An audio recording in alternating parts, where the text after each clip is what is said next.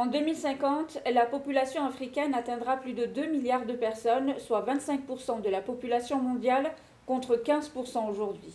Au-delà de la taille de la population future du continent, ce boom démographique est également unique en termes de dynamique spatiale. Les villes et les zones rurales vont se développer rapidement et l'interaction entre eux s'intensifiera. Actuellement, on parle de développement durable des villes. Ça veut dire que c'est le développement qui se fait en tenant compte des changements climatiques. Le développement qui se fait en préservant la nature.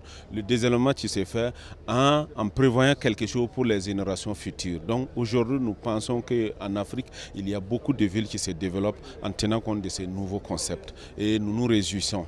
Au stade de notre développement, il est important que le développement se fasse au niveau local pour pouvoir réjaillir au niveau national. Et le président Alassane Ouattara de Côte d'Ivoire nous a instruits pour que nous puissions rencontrer nos homologues du Maroc et ceux des autres pays d'Afrique afin que nous puissions mutualiser tout ce qui a pu être fait de bien en Côte d'Ivoire, mais également que nous puissions nous inspirer de ce qui se fait le meilleur au Maroc. Les élus locaux échangent à partir de leurs pratiques et de leurs expériences. Ils participent à des débats et des discussions entre eux avec d'autres acteurs, les responsables politiques nationaux et internationaux, les acteurs de la société civile, les acteurs économiques ou encore les experts. Ces échanges élargissent les impacts en termes d'apprentissage, de bonnes pratiques et de changements structurels ou stratégiques. موضوع الحكم المحلي في ليبيا يعني تجربة وليدة جديدة فتواجهها كثير من التحديات. نحن بكل صدق وهذه ليس مجاملة نفتخر بالتجربة المغربية العريقة في الحكم المحلي التي تعتبر الآن التجربة الرائدة بل التجربة الأولى في العالم العربي وربما في أفريقيا وحتى في كثير من الدول في العالم. فهذا شيء نفتخر به ويعني نحن نريد يعني أن نوطد هذه العلاقات مع اخوتنا في المغرب من خلال هذا اللقاء ومع المدن الافريقيه. Tant il est vrai que personne ne peut se développer seul, personne seul ne peut avancer s'il n'y a pas une saine compétition, s'il n'y a pas une connaissance de ce que les autres font, les bonnes pratiques qu'il faut aller chercher. Ce sont des capitales africaines qui doivent garder leur spécificité et en plus de cela, rechercher ce qui est bon pour continuer son développement. Le développement n'est jamais achevé, mais il faut prendre ce qui est bon pour avancer en gardant son âme africaine. La coopération décentralisée s'inscrit dans un double mouvement de fond, celui de la démocratisation et celui de la décentralisation.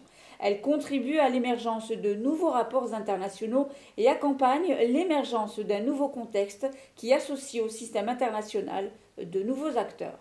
Nous sommes au cœur du monde. Quand les gens viennent, ils restent seulement en ville. Il faut aller dans les régions, dans les mairies rurales pour voir la femme rurale. C'est celle qui se lève matin avant tout et qui se couche après tout le monde, mais n'a pas de salaire. Nous plaidoyons pour avoir les possibilités d'intervenir dans toutes les politiques nationales. Donc c'est un rendez-vous de l'Afrique locale. C'est une occasion pour faire entendre la voix des élus locaux dans toute l'Afrique. Les villes représentent une fondation à partir de laquelle de nouveaux systèmes de gouvernement peuvent émerger.